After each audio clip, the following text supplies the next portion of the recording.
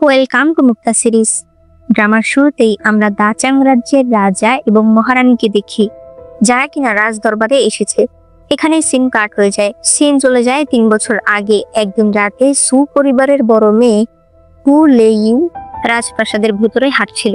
হঠাৎ সে গার্ডদের মরে পড়ে থাকতে দেখে। তখন সে মহারাজের চিন্তা করে তাড়াতাড়ি মহারাজের প্যালেসের কাছে আসে। বাহিরে মুখোশ পরা একজন সৈন্যদের সঙ্গে ফাইট করছিল। একজন সৈন্য তার তলোয়ারের লাল ফিতা দেখে বলে, রাজকুমার জি, আপনি বিদ্রোহ করছেন। তারা তাকে আটকাতে চায়, তবে রাজকুমার জি তাদের সঙ্গে ফুল ফোর্স দিয়ে ফাইট করছিল।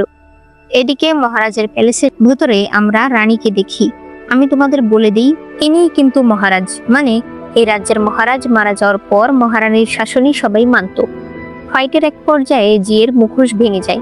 সে সেখানে থাকা সকল রাজসেনাদের মেরে মহারানীর কাছে যায়। অন্যদিকে লেউ সেখানে আসে এবং লুকিয়ে তাদের কথা শুনতে থাকে। মহারানী বলতে থাকে, তুমি আমাকে সিংহাসন থেকে সরে যেতে বলছো? তুমি এত খারাপ কি করে হতে পারো? জি বলে, আপনার বয়স হয়েছে, তাই আপনার এখন এখানে থাকা ঠিক না। মহারানী তার কথা না মানলে সে তার গলায় তলোয়ার ধরে। মহারানী রাগে হাতে আঘাত করলে তার ব্রেসলেটটা ভেঙে কয়েক টুকরা হয়ে যায়। তখন লেউ চিৎকার করে বলে, জি ভাইয়া, এমন করো না। দেখা যায় সে কিন্তু ওই ঘরের বাইরে ছিল। জি দরজা খুললে দেখা যায় মহারানী মাটিতে লুটিয়ে পড়ে আছে। জি বাইরে আসলে লেউ বলে, তুমি এটা কেন করলে? জি বলে, রাজবংশে জন্ম হলে অনেক কিছুই আছে যেটার কেনর উত্তর থাকে না। লেউ বলে, মানে এই সব কিছু তুমি সিংহাসনের জন্য করেছো? তুমি কি করে এত খারাপ হতে পারো? সে কেঁদে কেঁদে বলে, যে দাবার গুটি তুমি সাজিয়েছো তা এখন আর তুমি বদলাতে পারবে না। জি বলে, তুমি আমাকে জোর করো না। তখনই কেউ লেউয়ের উপরে তীর মারতে চাইলে চং নামের রাজকুমারী তাকে বাঁচিয়ে নেয় আর বলে, এখন কি তুমি তোমার সিংহাসনের জন্য আমাদেরকেও মারতে রাজি আছো? সে লেউকে নিয়ে পালিয়ে যেতে চায়। একজন সৈনিক বলে, আমরা কি ওনাদের মেরে ফেলবো? জি বলে, না, ওদেরকে যেতে দাও। গেটের কাছাকাছি এসে পড়লে লেউ বলে, না, আমি যাব না। চং বলে, তুমি ওর কাছে কেন থাকবে? তুমি দেখতে পারছো না ও বদলে গেছে? ও এখন সিংহাসনের জন্য সবকিছু করতে রাজি আছে।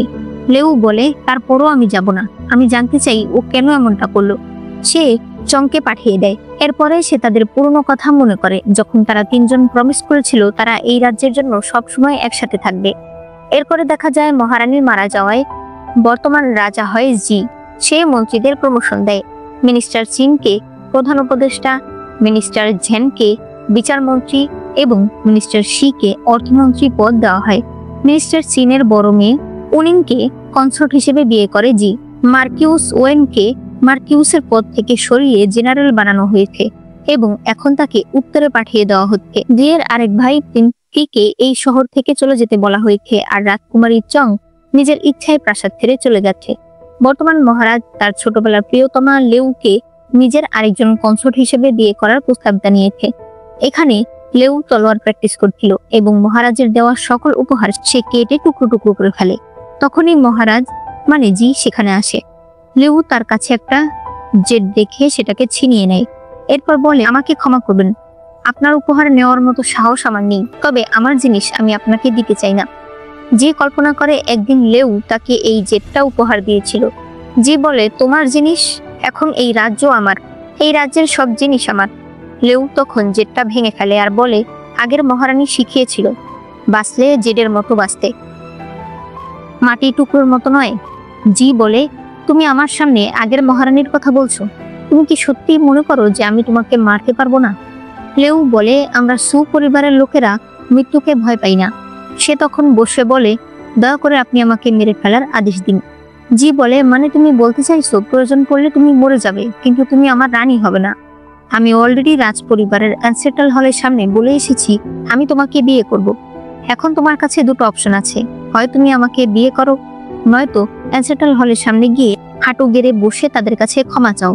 কেউ দ্বিতীয় শর্তে রাজি হয়ে যায়। জি মাথার মুকুটটা সেখানে ফেলে দিয়ে চলে আসে। এরপরে বৃষ্টির মধ্যে লেউ মাথা ঠুকে ঠুকে অ্যানসেট্রাল হলের দিকে যাচ্ছিল আর ক্ষমা চাইছিল। দূর থেকে জি তাকে দেখছিল। সে কল্পনা করে একদিন সে লেউকে বলেছিল, আমি যেদিন তোমাকে বিয়ে করব সেদিন নিজের হাতে তোমার জন্য ফুলের হেয়ার ব্যান্ড তৈরি করব। ক্যামেলিয়া ফুল কেমন হবে? জি আরো মনে করে তার মা তাকে বলেছে, তুমি মনে রাখবে এই সত্যি তুমি কাউকে বলতে পারবে না, এমনকি লেউকেও না। অর্থাৎ হয়তো জি বড় কিছু লুকাচ্ছে। বর্তমানে একজন ইউনুক দৌড়ে আসতে থাকে আর বলতে থাকে, জেনারেল ওয়েনের বিপদ হয়েছে। জেনারেল ওয়েন হলো লেউয়ের বড় ভাই। তাই লেউ এই কথা শুনে অজ্ঞান হয়ে পড়ে যায়।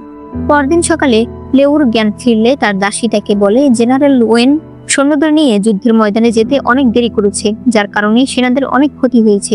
এজন্য মহারাজ তাকে জেলখানায় বন্দী করেছে এবং আগামী কয়েকদিনের মধ্যেই তার মৃত্যুদণ্ড কার্যকর করা হবে।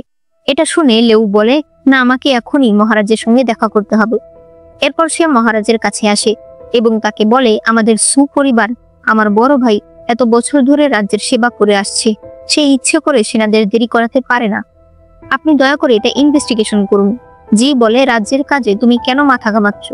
লেউ বলে, কারণ আপনি একদিন বলেছিলেন রাজ্যের ভালো মন্দের বিচার করার অধিকার প্রত্যেক নাগরিকের আছে।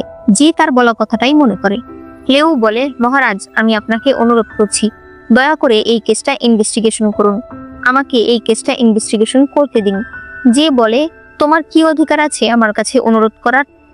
লেউ তখন বলে, মহারাজ, আপনি যদি এভাবেই বিয়ের জন্য আমাকে প্রেসার দিতে থাকেন তাহলে আমার কিছু বলার নেই, কিন্তু আপনি শুধু শুধু নিরপরাধ মানুষকে মারতে পারেন না। জি বলে, তুমি যদি এটা ইনভেস্টিগেশনে ব্যর্থ হও তখন কি হবে? লেউ বলে, আমরা সুপরিবারের মানুষরা মরতে ভয় পাই না, আমাকেও আমার ভাইয়ের সঙ্গে শেষ করে ফেলবেন। জি বলে, মানে তুমি নিজের জীবন দিয়ে আমাকে হুমকি দিচ্ছ? তোমার একার জীবন, আর সেখানে শত শত সেনাদের জীবন গেছে, আমি কার কথা শুনবো? আমি তোমার রিকোয়েস্ট রাখতে পারছি না। এই বলে সে সেখান থেকে চলে যায়। দুদিন পর লেউ রাতের বেলা প্রাসাদ থেকে বেরিয়ে যায়। সে মনে মনে বলছিল, মহারাজ, আপনি হয়তো আমাকে চার দেয়ালের মাঝে বন্দি করে রাখতে চান, কিন্তু আমাকে ইনভেস্টিগেশন করতেই হবে, আমার ভাইয়ের জন্য হলেও, এই রাজ্যের জন্য হলেও। এরপরে সে তার ভাইয়ের কাছে আসে আর বলে, ভাইয়া, তুমি শুরু থেকে সবকিছু আমাকে খুলে বলো। তার ভাই বলে, তুমি ভূত সোলজারদের নাম শুনেছো? এখানে সিন কাট হয়ে যায়। এরপরে ইউনুক জিকে বলতে থাকে, মহারাজ, মন্ত্রীরা সবাই বারবার পিটিশন জমা দিচ্ছে যে জেনারেল ওয়েনকে মেরে ফেলতে হবে। জি বলে, এটা তো জানা কথা, তাদেরকে আপনি বলবেন আমি তাদেরকে নিরাশ করব না। ইউনুক বলে, আরেকটা কথা, জেলখানায় গার্ডরা একটা অজানা মেয়েকে দেখেছে যে দেখতে একদম লেউ ম্যাডামের মতো। এটা শুনে তো জি সবকিছু বুঝে যায়। এরপর লেউ নিজের ঘরে আসলে দেখতে পায় যে জি সেখানে বসে আছে। সে জিকে বলে, মহারাজ, তাহলে আপনি অলরেডি সবকিছু জেনে গেছেন। জি বলে, বিনা অনুমতিতে তুমি জেলখানায় গেছো, তুমি জানো এর শাস্তি কি? লেউ বলে, আমি আমার ভাইকে দেখতে গিয়েছি, এটা কি অন্যায় করেছি? আপনিও ভালো করে জানেন আমার ভাই কখনোই এরকম করতে পারে না। মহারাজ বলে, তুমি বিনা অনুমতিতে জেলখানায় গিয়েছিলে, মনে করো আমি দেখিনি। তুমি এই কেস ইনভেস্টিগেশন করবে, মনে করো এটাও আমি জানি না। তবে আমি তোমাকে বলে দিচ্ছি, তোমার হাতে মাত্র কয়েকদিন সময় আছে। এরপর যদি তুমি কিছু প্রমাণ না করতে পারো, তারপর কিন্তু সবকিছু আগের নিয়মেই চলবে। অর্থাৎ সে লেউকে এই কেস ইনভেস্টিগেশন করার জন্য পারমিশন দিয়ে দেয়। তাই এরপরেই লেউ বেরিয়ে পড়ে। তখন দেখানো হয় তার ভাই তাকে বলেছে, ওই দিন আমি হঠাৎ সৈন্যদের থেকে আলাদা হয়ে যাই, তখন আমি ঘোস্ট সোলজারদের দেখতে পাই। এরপর আমি একটু সামনে চান্ডিং ব্রিজে গেলে দেখতে পাই সেই ব্রিজ ভেঙে একদম গুড়িয়ে গেছে। সেখানে ব্রিজের উপর অনেক মাছ পড়েছিল, যার মুখের ভিতর আমি একটা চিঠি পেয়েছি যাতে লেখা ছিল, মহারাজকে মেরে ফেলো, সিংহাসন দখল করো। এরপর যখন আমি আবার সৈন্যদের খুঁজে পাই, যেহেতু সেখানকার ব্রিজ ভেঙে গেছে, তাই আমাদের অন্য রাস্তা দিয়ে যুদ্ধে যেতে হয়, যার কারণে আমাদের অনেক দেরি হয়ে যায়।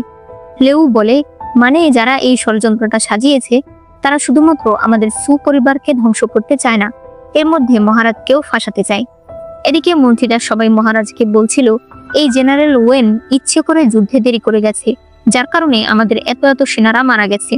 তাদের জন্য হলেও এই জেনারেলকে আপনাকে শেষ করতেই হবে। প্রয়োজন হলে ওই সৈন্যদের আত্মার শান্তির জন্য আমরা নিজেরা মরে যেতে রাজি আছি। যেহেতু তাদের চালাকি বুঝতে পারে, তবে তারপরও সে বলে, আপনারা চিন্তা করবেন না, আপনারা অবশ্যই বিচার পাবেন।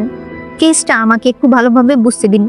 এদিকে লেউ চান্দিং ব্রিজ ইনভেস্টিগেশন করতে এসে রাত হয়ে যায়। অনেক বৃষ্টি পড়ছিল, তাই সে আজ রাত থাকার জন্য একটা হোটেলে আসে। তবে দোকানদার বলে বৃষ্টির কারণে সব রুম ফুল হয়ে গেছে।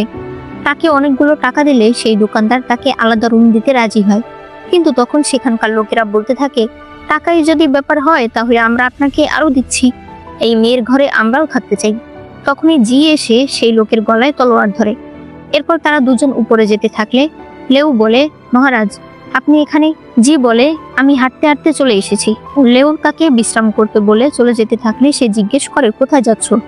লেউ বলে, আপনি রাজা, আপনার সঙ্গে থাকার যোগ্যতা আমার নেই। এই বলে সে বাইরে চলে আসে। এরপরে লেউ একটা ছাউনির কাছে আসে। জি তার কাছে আসলে লেউ বলে, আপনি এত রাতে এখানে এসেছেন, তার মানে আপনিও চান্দিং ব্রিজের ইনভেস্টিগেশন করতে এসেছেন। জি বলে, মন্ত্রীদের পিটিশন দেখে আমি বুঝতে পারছি তারা কোনো না কোনো ভাবে আমাকেও ফাঁসাতে চাইছে, তাই এই কেস এখন আমাকে ইনভেস্টিগেশন করতেই হবে। সে নিজের কোট খুলে লেউকে দিতে চাইলে লেউ বলে, মহারাজ আপনি ঘরে ফিরে যান। জি এর খুব খারাপ লাগে, তারপরও সে কোটটা সেখানে রেখে তাকে বলে, তুমি তাড়াতাড়ি বিশ্রাম করতে যাও। এরপর সে ছাতা নিয়ে বাইরে চলে যায়, মানে সে রুমটা লেউকে দিয়ে গেল। পরদিন সকালে লেউ চান্দিং ব্রিজের কাছে গেলে জিকে সেখানে দেখতে পায়। জি এখানে লেউকে বলতে থাকে এই ব্রিজ ভেঙে পড়ে গেছে, তবে এই ব্রিজের ম্যাটেরিয়াল দেখে বোঝা যাচ্ছে এগুলো খুবই নিম্নমানের। এই ব্রিজ তৈরি করেছিল মিনিস্টার শি, অর্থাৎ অর্থমন্ত্রী। তখনই সেখানে আবারও বৃষ্টি শুরু হলে তারা দুজন ভাঙা একটা টেম্পলে আসে। একটানা বৃষ্টি হচ্ছিল, একদম রাতের বেলা বৃষ্টি থামে। হঠাৎ করেই চারদিকের বাতাস ভারী হয়ে যায়, কুয়াশা একদম ঘন হয়ে যায়। লেউ বলে, শুনেছি ঘোস্ট সোলজাররা যখন আসে তখন নাকি আবহাওয়া এরকম হয়। জি বলে, তুমি ভয় পাচ্ছ? সে বলে, আমরা সুপরিবারের লোকেরা এসব বাচ্চাদের খেলায় ভয় পাই না। কিন্তু তখন ঘোস্ট সোলজারদের আসতে দেখে লেউ একটু ভয় পেয়ে যায়। জি তাকে ধরে, এর মধ্যেই তাদের একজন সেখানে আক্রমণ করে দিলে তাদের অস্ত্রটা আগুনে পড়ে গেলে আগুনটা পর্যন্ত নীল হয়ে যায়। এখানে ওই আর্মিদের সঙ্গে তাদের ফাইট শুরু হয়ে যায়। জি এখানে আঘাত পায়। লেউ তাদের একটা অস্ত্রে ফিনিক্স লেখা দেখতে পায়। তখন সেখানে আরেকটা তীর আসলে ওই আর্মিরা চলে যায়। জি বলে, আমাদের এখানে থাকা ঠিক হবে না। তারা তাড়াতাড়ি সেখান থেকে বেরিয়ে যায়। তখন দেখা যায় ওই তীরটা আসলে মেরেছিল চং। হোটেলে এসে জি নিজের আঘাত দেখতে চাইছিল, তখন লেউ ওষুধ নিয়ে সেখানে আসে। জি নিজে ওষুধ দিতে চাইলে লেউ সেটা ধরে বলে, আপনার জীবন অনেক দামি, আমাকে বাঁচাতে আপনার নিজেকে রিস্কে ফেলা উচিত হয়নি। এইবার আমি আপনার কাছে ঋণী হয়ে গেলাম। এরপরে সে তার আঘাতে ওষুধ লাগিয়ে দেয়। জি বলে, তোমার মনে আছে আগে একবার তলোয়ার প্র্যাকটিস করতে গিয়ে আমি হাতে আঘাত পেয়েছিলাম, তখনও তুমি আমার হাতে ব্যান্ডেজ করে দিয়েছিলে। লেউয়ের সবকিছুই মনে আছে, তবে সে বলে, আগের কথা আমি ভুলে গেছি।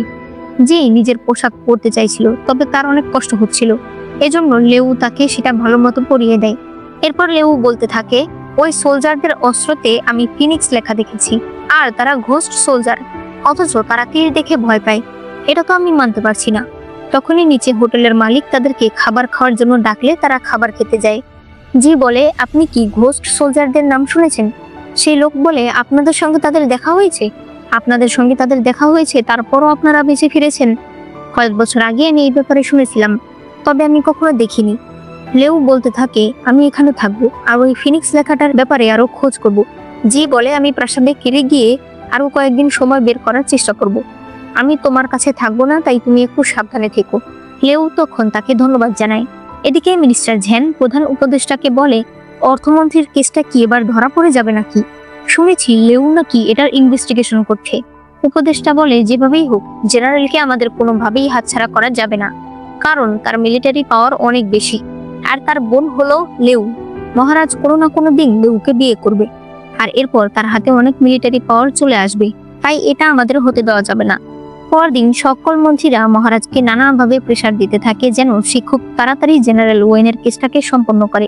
এদিকে লেউ একটা জায়গায় এসেছে এবং সে কল্পনা করে গতকাল রাতে সে ওই দোকানদারকে জিজ্ঞেস করেছিল, আপনি কি ফিনিক্স নামে কোনো জায়গা চেনেন? সেই লোক বলে, ফিনিক্স নামে তো কোনো জায়গা নেই, তবে ফিনিক্স হল নামে একটা গ্রাম আছে। লেউ দেখতে পায় সেই গ্রামের একটা মেয়ে অস্ত্র দিয়ে প্র্যাকটিস করছিল। সে দৌড়ে তার কাছে আসতে আসতে দেখতে পায় সেই মেয়েটা গায়েব হয়ে গেছে। এরপর সে গ্রামের ভেতরে আসলে একজন মহিলা তাকে আটকায় আর বলে, আপনি এখানে কেন এসেছেন? লেউ বলে, আমি একটা কাজে এসেছিলাম, তবে চান্দিং ব্রিজ ভেঙে গেছে বলে আমি কাজে যেতে পারছি না। সেই মহিলা বলে, আপনি এখানে থাকতে পারবেন না, আপনি চলে যান। লেউ বলে, আমি এত কষ্ট করে এসেছি, এক গ্লাস পানি খেতে দিন। এরপরে সে চারদিকে খেয়াল করে। পরে সেই মহিলা পানি নিয়ে আসলে সে তার হাত দেখে বলে, আপনারা এখানে মার্শাল আর্ট প্র্যাকটিস করেন? মহিলা বলে, না, আমরা শুধুমাত্র কৃষি কাজ করি, কোনো মার্শাল আর্ট আমরা জানি না। লেউ ইচ্ছে করে পানির পাত্রটা ফেলে দেয়, তখন সেই মেয়েটা পা দিয়ে সেটা ধরে ফেলে। লেউ বলে, এটা তো রাজ সেনাদের টেকনিক, আমার ভাই জেনারেল, তাই এই বিষয়ে আমি জানি। তুমি এটা কোথায় শিখেছো? মেয়েটা বলতে চায়, তবে সেই মহিলা লেউকে নিয়ে বাইরে চলে আসে। লেউ বলে, আপনাদের এখানে কোনো পুরুষ নেই কেন? মহিলা বলে, আমাদের এখানকার সকল পুরুষকে সরিয়ে ফেলা হয়েছে অথবা মেরে ফেলা হয়েছে। সেই মহিলা চলে গেলে লেউ নিজের হাতে একটা ছোট্ট চিরকুট দেখতে পায়। যাতে লেখা ছিল রাতে টেম্পলে দেখা করবেন। হয়তো এটা সেই মেয়েটাই দিয়েছে। এরপরে লেউ রাতের বেলা টেম্পলে গেলে সেই মেয়েটা সেখানে আসে। সে বলে, আমার নাম ইউন, ওই মহিলা আমার দাদি, আমি আপনাকে কিছু বলতে চাই। তখনই তার দাদি সেখানে আসে আর বলে, আমরা কিছু বলবো না। লেউ বলে, আমরা সবাই এখানে আছি, তাহলে সত্যিটা বলে দিন। কিন্তু দাদি বলতে চায় না। ইউন বলে, আমরা তো এই দিনটার জন্যই অপেক্ষা করছিলাম। সে একটা নেকলেস তার হাতে দেয়। তখনই দূর থেকে কেউ তাদের উপর আক্রমণ করলে সেটা বয়স্ক মহিলার গায়ে লেগে যায়। লেউ এটা দেখে তাড়াতাড়ি বাইরে বের হয়, তবে সে কাউকে দেখতে পায় না। সে তাড়াতাড়ি করে ভেতরে আসে, এখানেও সে কাউকে দেখতে পায় না। তাই সে তাড়াতাড়ি করে ওই গ্রামে যায় আর দেখতে পায় এই গ্রামে অলরেডি কেউ আগুন লাগিয়ে দিয়েছে। সে ধীরে ধীরে সেখানে আসলে তার পায়ের নিচে একটা টোকেন পায়। আড়াল থেকে সে দেখতে পায় মিনিস্টার ঝ্যান এবং মিনিস্টার শি এসেছে। তারা কিছু খুঁজছিল। তখনই লেউয়ের পা লেগে কিছু শব্দ হলে লেউ তাড়াতাড়ি সেখান থেকে পালিয়ে যায়। মিনিস্টার শি বলে, ওকে ধরো, কিন্তু মিনিস্টার ঝ্যান বলে, দরকার নেই, ও এই গ্রামের কেউ না। এরপরে মিনিস্টার ঝ্যান মহারাজের কাছে রিপোর্ট নিয়ে আসে। সে বলে, এক রাতের মধ্যে একটা গ্রামের সকল মানুষকে মিলে ফেলা হয়েছে। আজ সকালে আমরা যখন ইনভেস্টিগেশন করছিলাম তখন সেখানে আমরা একটা অজানা মহিলাকে দেখতে পেয়েছি। আমার মনে হয় সে এই কেসের সঙ্গে জড়িত। যে সাথে সাথেই বুঝে যায় যে এই লোক লেউয়ের কথা বলছে। মিনিস্টার ঝ্যান বলে, আমাকে এই কেস তদন্ত করার অনুমতি দিন, আমি ওই মহিলাকে ধরতে চাই। জি কতক্ষণ চুপ থেকে বলে, আপনি একটা কেস ইনভেস্টিগেশন করতে চাইছেন, এটা আমি না করি কি করে? এতে মন্ত্রী খুশি হয়ে যায়। লেউ ঘরে আসলে নতুন একজন দাসীকে দেখতে পায়। তার আগের দাসী কোথায় জিজ্ঞেস করলে সেই দাসী বলে, ওই মেয়েটা অসুস্থ, তাই এখন থেকে আমি আপনার সেবা করব। তখন মহারাজ সেখানে আসে। সে দাসীকে বাইরে যেতে বলে। লেউ কিছু বলতে যাওয়ার আগেই জি বলে, তুমি কি ফিনিক্স ফল গ্রামে গিয়েছিলে? লেউ বলে, আপনি না করার পর আমি কোথাও যাইনি। জি বলে, তাহলে কি মিনিস্টার ঝ্যান তোমার উপর মিথ্যে আরোপ দিচ্ছে? আগামী কয়েকদিন তুমি সুয়ান প্যাভিলিয়নে বন্দী থাকবে। এরপরে লেউ সুয়ান প্যালেসে আসে। এখানে আসার পরে তার পুরনো কথা মনে পড়তে থাকে, কিভাবে জি প্যালেস দখল করেছে। সে ভেতরে গেলে তার মনে পড়ে একদিন মহারানী তাকে বলেছিল, যদি কখনো এই রাজ্য বিপদে পড়ে তখন আমার হয়ে তুমি এই রাজ্যের দায়িত্ব নেবে। লেউ হ্যাঁ বলেছিল। এরপর লেউ সেখানে কতগুলো বই দেখে। আবারও তার মহারানীর কথা মনে পড়ে। আসলে লেউ সুপরিবারের থাকলেও তাকে মহারানী ছোটবেলাতেই প্রাসাদে নিয়ে এসেছিল এবং সে এখানেই বড় হয়েছে আর এখানেই লেখাপড়া শিখেছে। লেউ চোখের পানি ফেলছিল। তখনই জি সেখানে আসে। জি বলে, তুমি জানো আমি তোমাকে শাস্তি হিসেবে এখানে কেন আসতে বলেছি? লেউ বলে, কারণ ওই দাসী মিস্টার ঝ্যানের পাঠানো, আর এই প্যালেসে আসার সাহস কোনো দাসীর হবে না। জি বলে, মিনিস্টার তোমার নামে আমার কাছে নালিশ করছিল, তাই তাকে দেখানোর জন্য হলেও তোমাকে আমাকে শাস্তি দিতে হয়েছে। এরপর সে বলে, ইনভেস্টিগেশনের কি হলো? লেউ বলে, আমি ওই গ্রামে গিয়েছিলাম। সেখানে শুধুমাত্র মহিলারা থাকে এবং তারা মার্শাল আর্ট জানে। ঘোস্ট সোলজার অবশ্যই তাদের সঙ্গে জড়িত। গ্রাম পুড়িয়ে দেওয়ার পর আমি সেখানে গিয়ে এই টোকেনটা পেয়েছি। মিনিস্টার শি আর মিনিস্টার ঝ্যান সেখানে তদন্ত করতে গেছে ঠিকই, তবে তারা তদন্ত না করে কিছু একটা খুঁজছিল। তারা কি এটাই খুঁজছিল না কি জানি না। জি বলে, এই টোকেনে লেখা আছে হিংআন। এই ব্যাপারে অবশ্যই কোনো একটা বই পুস্তক বা রিপোর্টে লেখা থাকবে। আগামীকাল আমি লাইব্রেরিতে যাব আর এরপর তুমি সেখানে খুঁজে বের করবে। এরপরে জি বলে, তোমার কি ওই গল্পের কথা মনে আছে? আমরা এখানে বসে পড়েছিলাম। লেউ মনে করে তারা এখানে বসে একসঙ্গে উপন্যাস করেছিল। লেউ উঠে যেতে চাইলে জি বলে, ঘন্টার পর ঘন্টা, দিনের পর দিন, মাসের পর মাস আর বছরের পর বছর। লেউ কল্পনা করে জি বলছিল, আচ্ছা ওরা যদি একজন আরেকজনকে এতই ভালোবাসে তাহলে একসাথে কেন হয় না? তখন লেউ বলেছিল, ঘন্টার পর ঘন্টা, দিনের পর দিন, মাসের পর মাস আর বছরের পর বছর। যতই সময় যেতে থাকে দুই মনের ভালোবাসা ততই বাড়তে থাকে। কাছে থাকুক বা দূরে, তাদের ভালোবাসা কখনোই কমে না। জি বলে, তোমার কি এগুলো মনে নেই? লেউ বলে, সব মনে আছে। এই প্যালেসে কাটানো এক একটা মুহূর্ত আমার মনে আছে, তবে আমি বিশ্বাস করতে পারছি না যে আপনিও এগুলো মনে রেখেছেন। জিয়ের চোখ দিয়ে তখন পানি পড়ছিল। সে এরপর সেখান থেকে উঠে চলে যায়। পরদিন মহারাজ বলে, শুনেছি লাইব্রেরির অবস্থা নাকি ভালো না। আপনারা লাইব্রেরি কেন ঠিক করছেন না? আপনাদের কি টাকার অভাব হয়েছে? আমি জানি না কিভাবে কি করবেন, দু একদিনের ভেতরে লাইব্রেরি আগের মতো করে ফেলবেন। এই বলেই সে চলে যায়। রাতের বেলা মিনিস্টার ঝ্যান উপদেষ্টাকে বলে, মহারাজ হঠাৎ লাইব্রেরিতে কেন যেতে চাইছে? উনি আবার কিছু দেখে ফেলবে না তো? উপদেষ্টা বলে, এই মহারাজের কি ক্ষমতা আছে? সু পরিবারের মিলিটারি পাওয়ার ছাড়া তার কাছে কি আছে? এখন সেই সু পরিবারের জেনারেলি জেলখানায় বন্দি করে আছে, তাহলে সে আমাদের কি করতে পারবে? এরপর পরদিন জি লোকেদেরকে নিয়ে লাইব্রেরিতে আসে। সে বাকি লোকেদের বলে দেয় লাইব্রেরি সুন্দর করে পরিষ্কার করতে আর ঠিকঠাক করতে। সেখানে লেউ ছিল। এরপরে সুযোগ বুঝে লেউ খোঁজ করতে আসে। সে উপরে তালা দেওয়া একটা ড্রয়ার দেখতে পায়।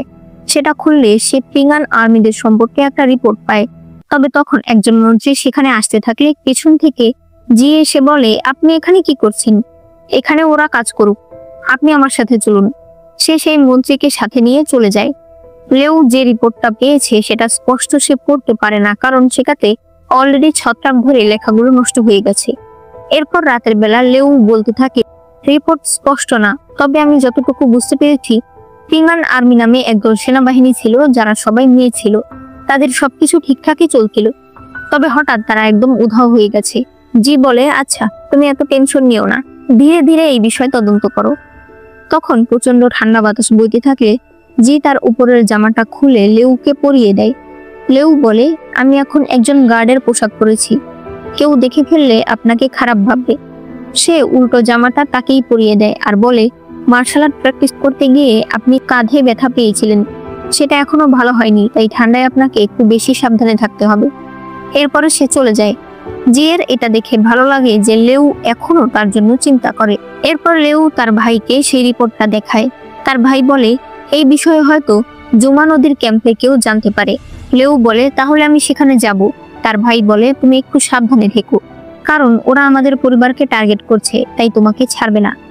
এদিকে দেখা যায় রাজ পরিবারে সকল মন্ত্রীরা জিকে বলতে থাকে, মহারাজ আমরা সবাই জানি আপনি আর সু পরিবারের মেয়ে লেউ ছোটবেলা থেকেই একজন আরেকজনকে ভালোবাসেন, তাই তার ভাইকে মেরে ফেলার আদেশ দেয়া মানে তার সঙ্গে আপনার সম্পর্ক খারাপ হয়ে যাওয়া। তবে মহারাজ আপনি শুধুমাত্র নিজের কথা চিন্তা করে সিদ্ধান্ত নিতে পারেন না। তারা সবাই মাটিতে বসে বলতে থাকে, আমরা এর বিচার চাই। জি কি বলবে কিছু বুঝতে পারে না। তখন সে বলে, ঠিক আছে, 3 দিন পরে জেনারেল ওয়েনকে শাস্তি দেওয়া হবে।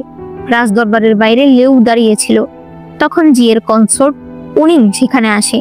সে বলে, শুনলাম আপনার ভাইয়ের ব্যাপারে নাকি রাজ দরবারে কথা হচ্ছে, আপনি কিছু জানেন?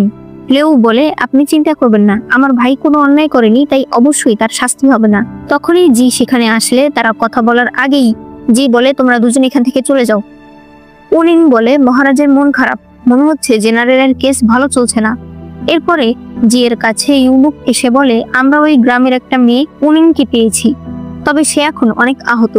জি বলে, ওকে আপাতত লুকিয়ে রাখুন আর ওর চিকিৎসা করুন। অন্যদিকে লেউ জুমা নদীর ক্যাম্পে যাচ্ছিল। সে কিন্তু জানে না যে ইউনুকে পাওয়া গেছে। এরপর লেউ একটা নকশা দেখছিল, তখন পেছন থেকে জি সেখানে আসে। লেউ বলে, আপনি একা এখানে এসেছেন? জি বলে, এই কেস এখন তাড়াতাড়ি ইনভেস্টিগেশন করতে হবে। আজ মন্ত্রীরা আমাকে অনেক প্রেশার দিচ্ছিল। সকালে আমি তোমাকে কিছু বলতে পারিনি, কারণ উনিং সেখানে ছিল। যত যাই হোক, ও চীন পরিবারের মেয়ে, তাই ওকে আমি কিছু জানাতে পারবো না। এবার আমাকে নিজেকেই এই কেস ইনভেস্টিগেশন করতে হবে। লেউ বলে, আমার ভাইয়ের জন্য আপনি নিজে থেকেই সবকিছু করছেন, এর জন্য আমি আপনার প্রতি কৃতজ্ঞ, তবে এতে আপনার অনেক সমস্যা হবে। জি বলে, শুধু তোমার ভাইয়ের জন্য না, আমি আমার নিজের জন্য করছি। তখনই সেখানে কিছু লোকেরা আক্রমণ করে দিলে তারা দুজন ফাইট করতে শুরু করে। ওই সময় চং এসে তীর মেরে একজন লোককে মেরে ফেলে, বাকিরা পালিয়ে যায়। এরা দুজন চংকে দেখে অনেক খুশি হয়। লেউ জিজ্ঞেস করে, তুমি এত রাতে? চং বলে, আমি শিকার করতে বের হয়েছি। জি বলে, রাতের বেলা তোমার শিকার করতে ভালো লাগে? চং বলে, আমার তো আর আপনাদের মতো কাজ নেই। তখন তারা কল্পনা করে আগে তারা 3 জন মিলে শিকারে বের হতো, তবে এখন আর আগের দিন নেই। এখন চং সেখান থেকে চলে যায়। লেউ বলতে থাকে, চং অনেকটা বদলে গেছে, সে আর আগের মতো নেই। জি বলে, সব মানুষই বদলায়। লেউ বলে, আপনিও কি বদলিয়েছেন? ওই দিন যে মহারাজ ক্ষমতা পাওয়ার জন্য আগের মহারাজকে মেরে ফেলেছে, আর সেদিন যে আমাকে বাঁচাতে নিজের জীবন রিস্কে ফেলেছে, এই দুজন কি এক? কেন যেন আমার মনে হয় আপনি কিছু লুকাচ্ছেন, এমন কিছু যা কাউকে বলা যায় না। সবকিছু একা একাই সহ্য করতে হয়। জি কিছুক্ষণ তার দিকে তাকিয়ে থেকে বলে, না, আমি বদলাইনি, আমি আগের মতোই আছি। এরপর সে সেখান থেকে উঠে চলে যায়। পরে তারা জুমা নদীর ক্যাম্পে আসে। এখানে তারা একজন সৈনিককে ডেকে আনে যে কিনা ঘোস্ট সোলজারদের দেখেছিল। সে বলে, পিঙ্গান আর্মি এই ক্যাম্পেই ছিল, হঠাৎ একদিন রাতে আমি ঘোস্ট সোলজারদের দেখি, আর এরপরেই তারা গায়েব হয়ে যায়। জি এটা শুনে তাকে চলে যেতে বলে। পরদিন মিনিস্টার শি আর প্রধান উপদেষ্টা জি এর কাছে আসে আর বলে, আপনি কেন জেনারেল ওয়েনের কেসটাকে বারবার ডিলে করছেন? জি তার লেখা একটা আদেশনামা ইউনুককে দিলে ইউনুক সেটা পড়ে, যেখানে বলা হয় ওই দিন যুদ্ধে সেনাদের দেরি হওয়ার কারণ হলো ঘোস্ট সোলজার, এবং এতে জড়িয়ে আছে ফিনিক্স ফলের গ্রামের লোকেরা। তার মধ্যে একজন অপরাধীকে আমি আটক করেছি, তার নাম ইউন। খুব শীঘ্রই তাকে শাস্তি দেওয়া হবে। সুপরিবার নির্দোষ, তাই কোনো নির্দোষকে শাস্তি দেওয়া হবে না। এই দুই মন্ত্রীর এখন আর কিছু বলার নেই, তাই তারা সেখান থেকে চলে যায়। ইউনুক বলে, কিন্তু মহারাজ এই সিদ্ধান্তে লেউ ম্যাডাম হয়তো রাজি হবে না। তাই জি সরাসরি লেউর কাছে যায়। লেউ বলে, মহারাজ এটা আপনার কেমন বিচার? পুরো সত্যিটা সবার সামনে না এনে আপনি একটা সাধারণ মেয়ে ইউনের উপর পুরো দোষ চাপিয়ে দিয়ে এসব থেকে মুক্তি পেতে চাইছেন। আপনি আর আমি একসাথে এই কেসের ইনভেস্টিগেশন করেছি, অথচ আপনি ইউনকে পেয়েছেন এই কথা আমাকে বলেননি। মানে আপনি আমার সঙ্গে থাকলেও আপনি আমাকে বিশ্বাস করেন না, তাই তো? জি বলে, তোমাদের সুপরিবার মুক্তি পেয়েছে, তোমার ভাই ছাড়া পাবে, তুমি আর কি চাও? লেউ বলে, এটা কি শুধুমাত্র আমার ভাইয়ের কেস? এর সাথে অনেক লোক জড়িয়ে আছে। আমি এই কেসের গোড়া পর্যন্ত যেতে চাই। জি বলে, তোমার কি যোগ্যতা আছে? লেউ বলে, আগের মহারানী বলেছে প্রত্যেক নাগরিকের কথা বলার অধিকার আছে। জি বলে, তো তুমি এখন আগের মহারানীর আন্ডারে আছো না আমার আন্ডারে আছো? এই কেস এখানেই শেষ, আগামীকাল এর ফয়সালা হবে। এই বলে সে চলে যায়। যাওয়ার সময় সে মিনিস্টার ঝ্যানের দাসীকে একবার দেখে। এরপর দেখা যায় চং লেউর সঙ্গে দেখা করতে এসেছে। সে বলে, তুমি কি এখনো জিকে বিয়ে করতে চাও? লেউ বলে, তুমি কি খেয়াল করে দেখেছো ও কিছু লুকাচ্ছে? চং বলে, ও কিছুই লুকাচ্ছে না, ও ক্ষমতা ধরে রাখার জন্য এরকম করছে। আচ্ছা বাদ দাও, আজ আমি তোমাকে তোমার কাছে থাকা ওই নেকলেসের ব্যাপারে কিছু বলতে এসেছি। এটা হলো সেই নেকলেস যেটা ইউন তাকে দিয়েছিল। চং বলে, আমি শুনেছি এই নেকলেস নাকি অনেক বড় ক্ষমতা বহন করে। একজন লিডার মারা না যাওয়া পর্যন্ত এই নেকলেস তার গলা থেকে খোলা যায় না। লেউ বলে, তাহলে হয়তো ওই দিন মিনিস্টার শি আর মিনিস্টার ঝেন এই নেকলেসটাই খুঁজছিল। সে বলে, আজ রাতে আমরা ইউনের কাছে যাব, তাকে আমাদের বাঁচাতেই হবে। চং বলে, এই না হলে লেউ, আমি খুব খুশি যে তুমি এখনো বদলাওনি। লেউ বলে, মহারাজের হয়তো কোনো কারণ আছে, তবে এর আসল সত্য আমি উদ্ঘাটন করেই ছাড়ব। চং বলে, আমি তোমাকে আবারও বলছি, ওর কোনো কারণ নেই, ও শুধুমাত্র ক্ষমতায় থাকার জন্য এরকম করছে। এদিকে ইউনুক জিকে বলে, আজ রাজকুমারী চং লেউ ম্যাডামের সঙ্গে দেখা করতে এসেছে এবং মনে হচ্ছে তারা ইউনকে জেলখানা থেকে নিয়ে যাবে। আপনি যেটা ধারণা করেছিলেন সেটাই হচ্ছে। জি বলে, ও যদি কেসের গোড়া পর্যন্ত না যায় তাহলে ও তো আর লেউ না। আমি ওকে যত যাই বলি, সত্য উদ্ঘাটন না করে ও থামবে না। তবে বাকি কিছু আপনাকে দেখতে হবে। ইউনুক বলে, আমি সবকিছু দেখতে রাজি আছি, তবে মহারাজ এতে আপনার আর লেউ ম্যাডামের সম্পর্ক যে ধীরে ধীরে নষ্ট হয়ে যাচ্ছে এটা আমি দেখতে পারছি না। আমি আপনাদের দুজনকে একসাথে দেখতে চাই। জি কোনো কিছু বলে না। এরপর রাতের বেলা চং ইউনকে জেলখানা থেকে বাঁচিয়ে লেউর কাছে নিয়ে আসে। লেউ বলে, তুমি আমাকে সবকিছু খুলে বলো। ইউন বলে, এই নেকলেসটা আমাদের আর্মিদের যে কমান্ডার তার কাছে থাকে। এটা আমাদের পিঙ্গান আর্মিদের একটা পরিচয়। কয়েক বছর আগে আমাদের উপর অন্যায় করা হয়েছে, তবে ঊর্ধ্বতম ক্ষমতার কারণে আমরা এই ব্যাপারে সরাসরি মহারাজকে জানাতে পারছি না। এজন্য আমরা বিভিন্নভাবে নিজেদেরকে ঘোস্ট সোলজার বানিয়েছি, যাতে মানুষের অ্যাটেনশন পেতে পারি। লেউ বলে, ওই নীল আভা তোমরা কি দিয়ে তৈরি করো? ইউন বলে, ওটা একটা স্পেশাল পাউডার যেটা বাতাসের সঙ্গে মিলে আলাদা রং ধারণ করে, আগুনে পড়লেও আগুনের রং বদলে যায়। লেউ বলে, ওই পাউডারের নাম কি? ইউন বলে, ফসফরাস পাউডার। লেউ বলে, কিন্তু ফসফরাস পাউডার তো রাজ্যের অনেক মূল্যবান জিনিস, এটা তো সহজে তোমাদের হাতে যাওয়ার কথা না। ইউন বলে, তা তো আমি জানি না। লেউ চংকে এই ব্যাপারে খোঁজ করতে বলে। পরদিন এরা লাইব্রেরিতে খোঁজ করতে আসে যে ফসফরাস পাউডার কার আন্ডারে থাকে। তখন তারা দেখতে পায় মিনিস্টার শিয়ের আন্ডারে গত কয়েক বছর ধরে ফসফরাস পাউডার বিক্রি হচ্ছে। আরেকটা রিপোর্টে দেখা যায় মিনিস্টার শি চান্দিং ব্রিজ তৈরি করেছিল এবং এজন্য সে অনেক টাকা নিয়েছিল, তবে চান্দিং ব্রিজের ম্যাটেরিয়াল একদম নিম্নমানের ছিল। এ কারণেই তো সেটা খুব সহজে ভেঙে গেছে, যার ফলে হাজার হাজার মানুষের ক্ষতি হয়েছে। তার মানে বাকি টাকা সে নিজের লাভের জন্য নিজের কাছে রেখেছে। এগুলো দেখে তাদের তো মাথা নষ্ট হয়ে যায়। তারা তখনই সৈন্যদের নিয়ে মিনিস্টার শিয়ের বাড়িতে যায়। তবে সেখানে গিয়ে তারা দেখতে পায় অলরেডি মিনিস্টার শি গলায় দড়ি দিয়েছে এবং সেখানে এসে একটা কনফেশন লেটার লিখেছে। এরপর পরদিন রাজ দরবারে তার কনফেশন লেটার পড়ে শোনানো হয়। যেখানে সে লিখেছে, মহারাজ, আমি আমার দায়িত্ব পালন করতে পারিনি। আমার পূর্বপুরুষদের আমি লজ্জিত করেছি। নিজে ধনী হওয়ার জন্য নিম্নমানের ম্যাটেরিয়াল দিয়ে আমি চান্দিং ব্রিজ তৈরি করেছিলাম। তখন দেখা যায় পিঙ্গান আর্মিরা এটা বুঝতে পারে। তারা বলে, এত নিম্নমানের ব্রিজ কয়দিন টিকবে? এই বিষয়টা আমাদের মহারাজের কাছে জানানো প্রয়োজন। এই কথা আড়াল থেকে মিনিস্টার শি শুনে ফেলে। তাই সে পিঙ্গান আর্মিদের জুমা নদীর ক্যাম্পে বন্দি করে আর বলে যে মহারাজ আপনাদেরকে বন্দি করতে বলেছে। তারা বলে, কিন্তু আমরা অন্যায়টা করেছি কি? তখন মিনিস্টার শি বলে, আমি অলরেডি মহারাজকে আপনাদের ব্যাপারে অনেক কিছু বলেছি, তবে মহারাজ আমার কথা বিশ্বাস করছে না। এখন আপনাদের এখান থেকে বাঁচার একটাই উপায় আছে। এরপর সে তাদেরকে ফসফরাস পাউডার দেয়, আর এরপরেই মূলত তারা ঘোস্ট সোলজার সেজে সেই ক্যাম্প থেকে বেরিয়ে গিয়েছিল। তখনই ওই সেনা তাদেরকে দেখেছিল। এরপরে সু পরিবারকে নিচে ফেলার জন্য মিনিস্টার শি লোকজন দিয়ে বড় বড় গাছের গুঁড়ি চান্দিং ব্রিজ থেকে নিচে ফেলে। সেগুলোতে ধাক্কা লেগে ব্রিজ ভেঙে গুড়িয়ে যায়, যার ফলে সু পরিবারের জেনারেল ওয়েনের যুদ্ধে যেতে দেরি হয়। আর এর জন্যই তাকে এখন জেলখানায় বন্দি থাকতে হচ্ছে। এরপরে সে ধরা পড়ে যাবে ভেবে ফিনিক্স ফল ব্রামকে পুরোপুরি শেষ করে ফেলতে চায়, যেখান থেকে কোনো মতে ইউং বেঁচে যায়। নিজের অন্যায়ের কথা ভেবেই সে নিজেকে শেষ করে ফেলেছে। মহারাজ বলে, পিঙ্গান আর্মি আমাদের রাজ্যের গর্ব, তাই তাদেরকে তাদের পর্যাপ্ত সম্মান দেওয়া হবে। জেনারেল ওয়েনকে তার আগের পজিশন ফিরিয়ে দেওয়া হবে, আর মিনিস্টার শিয়ের জায়গায় মিনিস্টার মেংকে বসানো হবে। এরপরে লেউর কাছে মহারাজের আদেশ যায় যে মহারাজ তাকে নিজের কনসোর্ট হিসেবে বিয়ে করতে চায়। তবে এইবার লেউ না করে না। এদিকে মিনিস্টার ঝেন উপদেষ্টাকে বলতে থাকে, এবার আমরা কি করব? জেনারেল তার পজিশন ফিরে পেয়েছে। মহারাজ আবারও লেউকে বিয়ের প্রস্তাব জানিয়েছে। লেউ যদি রাজি হয়ে যায়, উপদেষ্টা বলে মহারাজের সঙ্গে সুপরিবারের সম্পর্ক হবে লেউকে দিয়ে। লেউ যদি রাস্তায় না থাকে তাহলে আমাদের চিন্তা করার কোনো প্রয়োজন নেই। মানে তারা এখন লেউকে শেষ করার প্ল্যান করছে। আর এখানেই এই ড্রামার প্রথম পার্ট শেষ হয়ে যায়।